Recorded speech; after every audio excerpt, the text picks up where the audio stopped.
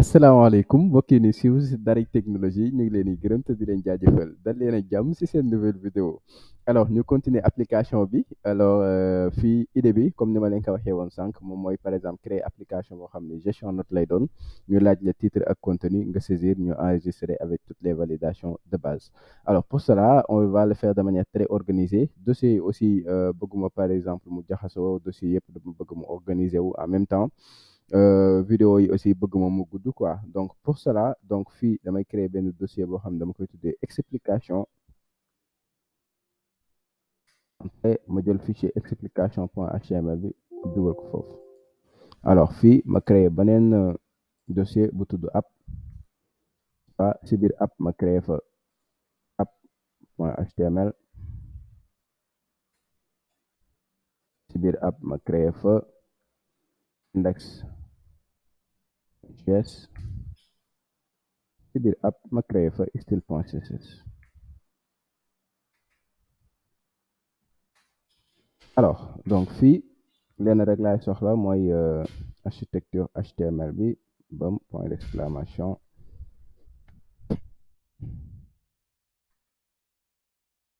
ah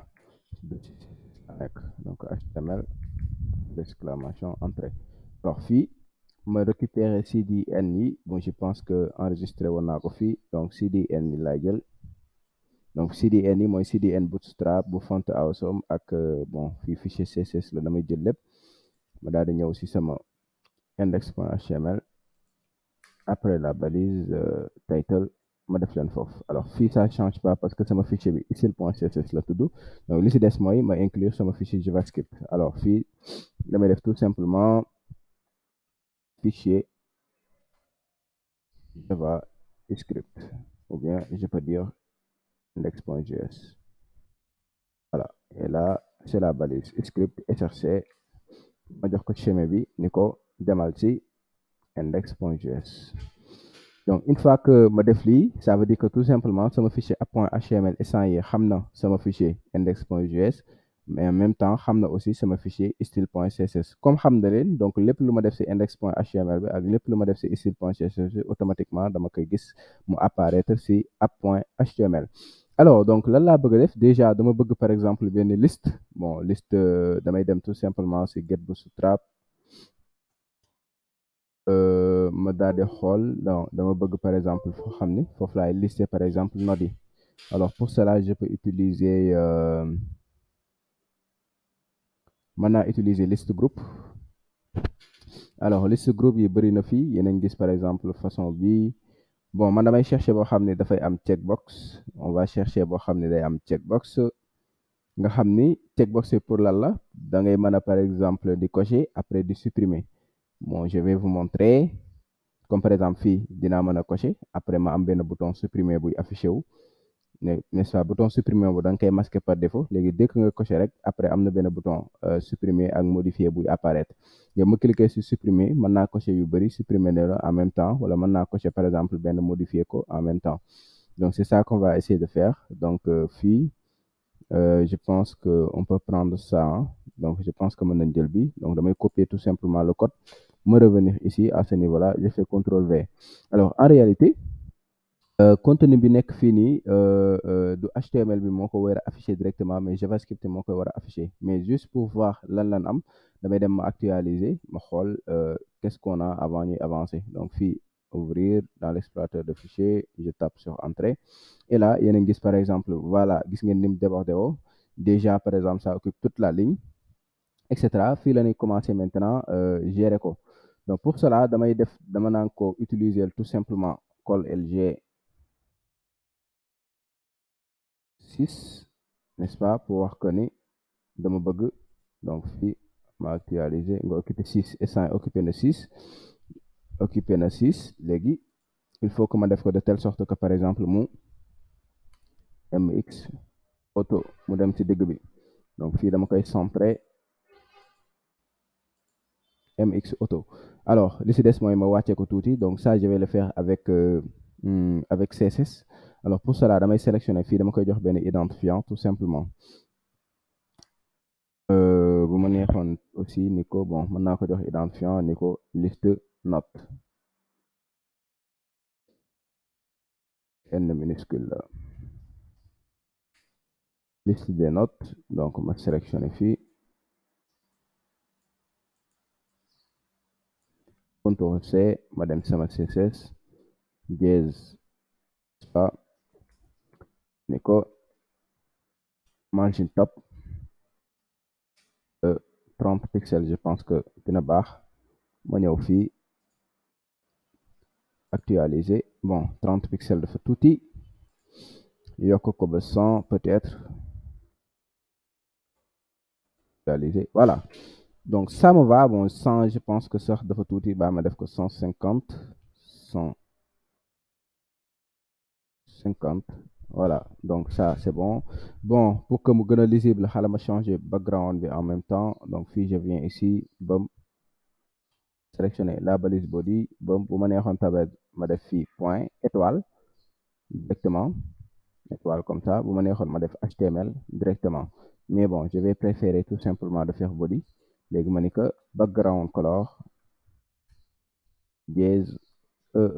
pour que mu def ko en gris clair. Alors fii bu ma actualiser yéen a ngi changer na ko, c'est beaucoup plus cool et beaucoup plus joli. Alors donc je pense que c'est déjà bien. Léegi dama bëgg par exemple la même chose ici, ma yokk ko par exemple ci kaw. Et ce que je vais faire pour gagner du temps, je prends juste ça. Donc fii je prends balise LI bi, je pense que wala ma jëlaat balise UL bi yëpp si je veux.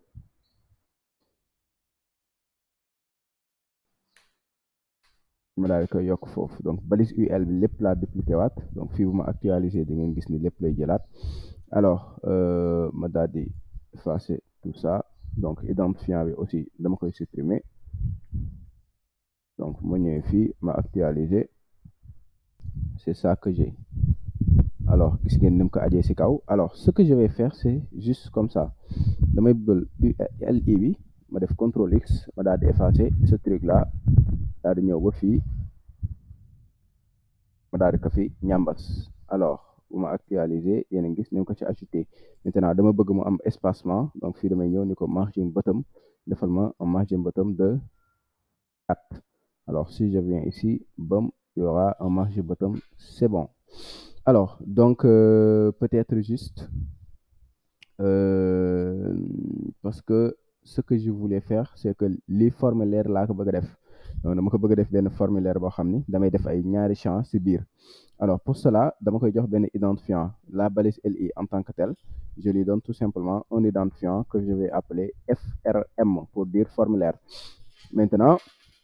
dama naan ko moom col, parce que ops row, donc doonal benn ligne, donc boo xam ne ci biir da ngay am par exemple plusieurs colonnes. Alors je pense que ça va être bon. Maintenant nan laa koy organiser, ci biir damay créer plusieurs divs. Alors par exemple ñaar yi nga xam ne ñoo nekk fii dama leen di def CTRL X, ma daal di créer par exemple un premier div. Donc fii dama koy delloo place am, ma créer fii un div, bam, les div bi dama naan ko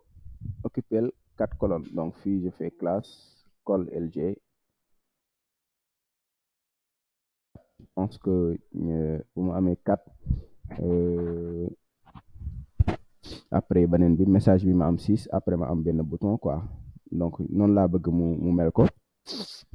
Alors je vais juste changer input bi, parce que fii c'est pas input bi laa soxla. Bon label bi yëpp laay supprimer,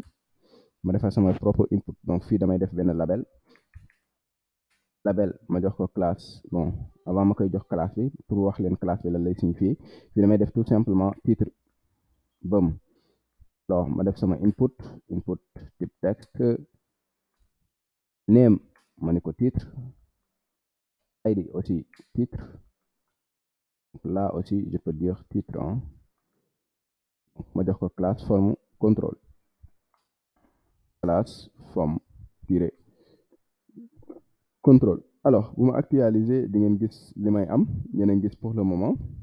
4 la. Dama soxla beneen boo xam ne fii lay nekk, par exemple mu doon 6. voilà yéen a ngi gis par exemple pour travailler avec JavaScript soxlawuma de créer ay balises formulaires mën naa def nii par exemple lépp lu mu bëgg ma travailler comme ça.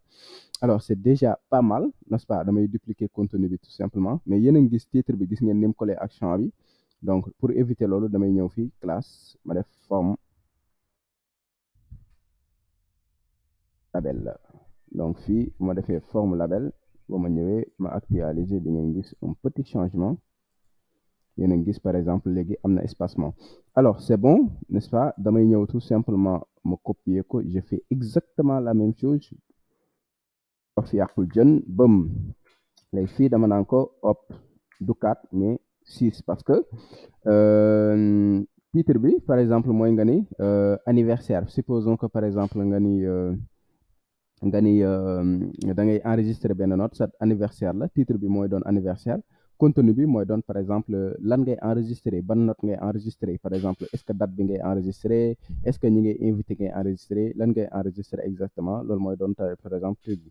donc fii dama koy appeler tout simplement contenu donc contenu donc fii aussi je change lépp luy titre ma def ko contenu contrôle D contrôle D contrôle D contenu bëm donc bëm fii ma def fi sama bouton bi moo may permettre ma ajouter note bi donc fii damay créer tout simplement une balise button ma jox ko benn classe bëm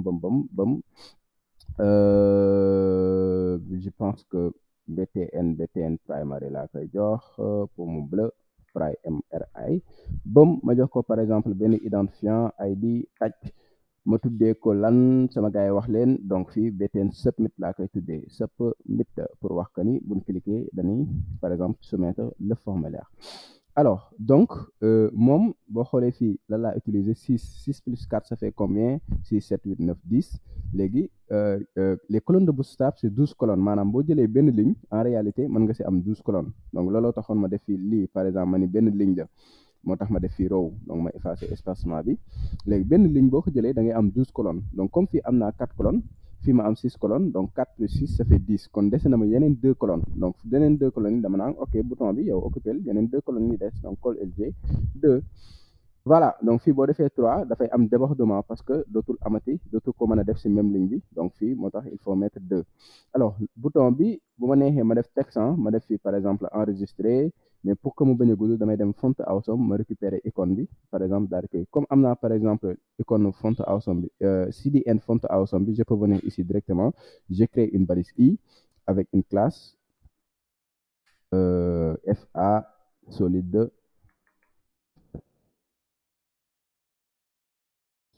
fa-plus. Donc normalement donc avec ça dinaa war a am un bouton plus voilà maintenant yéen a ngi gis par exemple instant yi lépp dafa déborder c'est tout à fait normal alors pour éviter ce débordement damay dem par exemple def un peu de CSS léegi si CSS bi laa koy waxee par exemple que ni que en réalité affaire bi dafa war a doon par exemple un display flex par exemple pour que mu occuper tout l'espace nécessaire et tout ça donc foofu pour faire ce genre de choses déjà boo xoolee fii aussi il y a des débordements donc foofu loolu ma règle ko avec CSS maintenant donc FRM bi damay dem par exemple au niveau de CSS ma sélectionner le FRM dièse FRM donc ça c'est le formulaire le formulaire bi léegi dama koy jox un max width bon je vais juste dire 500 pixels pour xool lan lay mel donc ma actualiser ops foog ma augmenter ko donc 500 pixels day gàtt ma def par exemple 545 pixels donc ici si j'actualise 545 c'est trop alors on va dire bon 545 c'est petit donc on va augmenter un peu on va dire 560 et yow xanaa na nga bëgg ma def la 600 bam 600 c'est trop alors donc fii ma def 30 c'est toujours trop ma def 20 voilà même 20 c'est trop parce que après foog ma xëcc ko donc fii damay def 10 après dama jox ko un margin left par exemple donc ma defee 10 di ngeen gis ne par exemple fii yéen a ngi gis xaw na xëcc après ma daal di koy yóbbu tuuti à droite donc pour yóbbu ko à droite dama koy jox benn margin left de peut-être 4 pixels donc fii ma daal di actualiser yéen a ngi gis bam bon ma daal di wàññiwaat fële 4 pixels yi c'est trop 3 pixels rek je pense que doyoon na bam voilà je pense que lépp tolloo na bon jox ko 2 pixels je pense que tolloogul de 1 pixel voilà donc je pense que lépp tolloo na instant yi maintenant ce qui reste c'est que ma def de telle sorte que affaire yi par exemple utiliser toute la largeur donc comment je vais faire donc damay utiliser tout simplement ici et flex ma xool ce que ça va donner voilà donc display flex yéen a ngi koy gis boo ko defee automatiquement mu occuper toute la largeur léegi bouton bi xool leen que ni muy bandiloo donc ce bouton là en réalité dama war a aussi diminuer sa taille ah gis ngeen ni ma ngandee nii c'est pas du tout normal alors pour diminuer sa taille donc le bouton en tant que tel je peux le récupérer donc boo xoolee mu fermer fii bouton baa ngi nii je pense que vidéo bi guddagul donc 16 je pense que je vais gérer bouton bi rek après ma fermer vidéo bi avant muy gën a gudd donc ici bouton bi btn submit la donc je fais CTRL C ma ñëw fii donc sélectionnellement btn submit hauteur am laay wàññi donc defal ma ko hauteur de 35 pixels je pense que ça va être bon donc sûrement dina am débordement après ma jox ko margin top voilà dina am débordement ma jox ko margin top peut-être de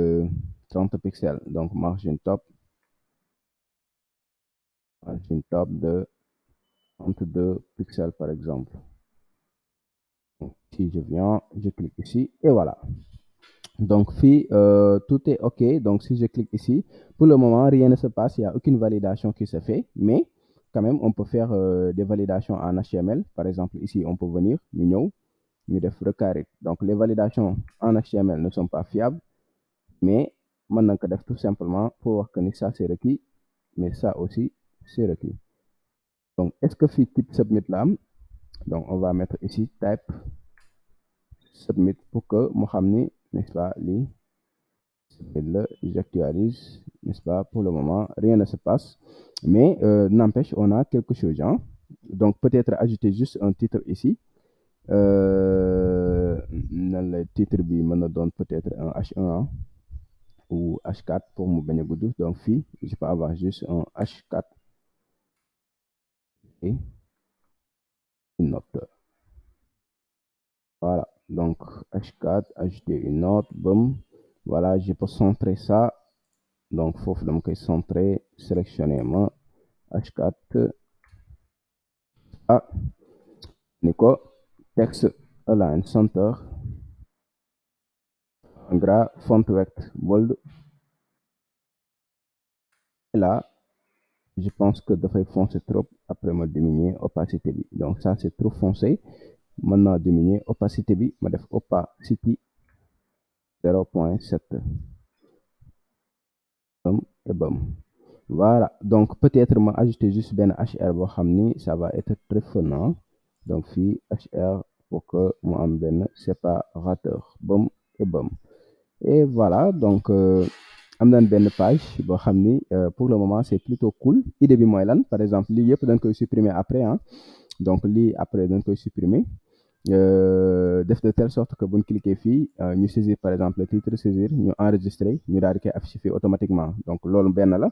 beneen bi mooy fii am na beneen section boo xam ne dama koy def si diggante bi section boo xam ne comme nii la dama koy def si diggante bi mu am ñaari bouton modifier ak bouton supprimer pour que boo cliquer fii nga mën a cliquer sur supprimer wala boo cliquer fii nga mën a cliquer sur modifier donc loolu dañ koy masquer par défaut tant que coché woo du ñu afficher ces deux boutons loolu la ñuy def si beneen vidéo bi donc sama gars yi ma jox leen rendez-vous si beneen vidéo incha allah